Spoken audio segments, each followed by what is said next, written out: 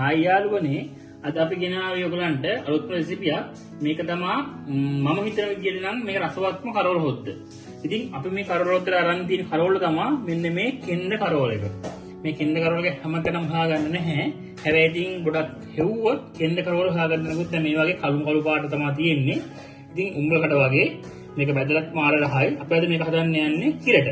එහෙනම් බලමු අපිට මේකට කිරට හදාගන්න අපිට අවශ්‍ය වෙන ද්‍රව්‍ය මොනවද? කෙන්ද කරවල ටිකක් කැබල්ට හපාගෙන ඒක උණු වතුරේ දාලා ටිකක් පොඟවගෙන හොදන් අරන් තිනවා. ඒ වගේම අලගෙඩි දෙකක්, ලුණු, තක්කාලි, කරපිංචා, කුරුදු, සුදු ලුණු, ඔයා කැමති නම් අවමිරිස් හරි කොච්චි හරි ගන්න පුළුවන්. ඒ වගේම 3-5 මිරිස් කුඩු, කහ කුඩු, ලුණු කුඩු, ඒ වගේම පොල් කිරි.